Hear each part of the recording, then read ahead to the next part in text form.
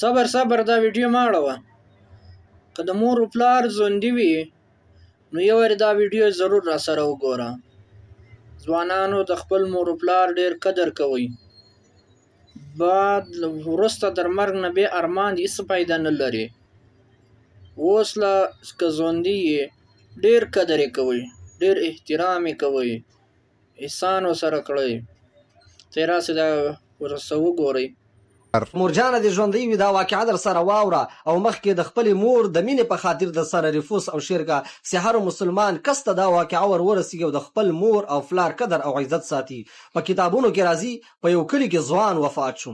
کله چې ځوان وفات شو دوی دا ځوان راواخیسته، جنازه یې ورباندې وکړه او دفن یې کړ.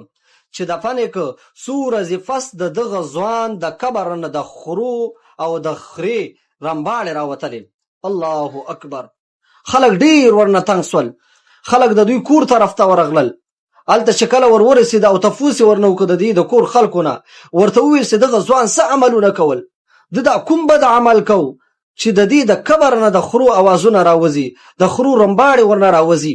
خلکو ورته وویل د دې یوه بوډۍ مور وه، هغې به چې کله خبرې کولې دې ته به نصیحت کو، ده به یو اواز ورته کو، دې به ورته په جواب کې ویل چې څه د خرو غوندې رمباړې وهې، قراره غل کېنه. الله اکبر!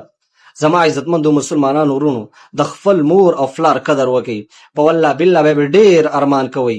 که ته نن د مور قدر نه کې د هغه چا نه یې تفوس وکړه چې د چا مور نشته ده. الله، مور خو دنیا ده او مور خو جنت.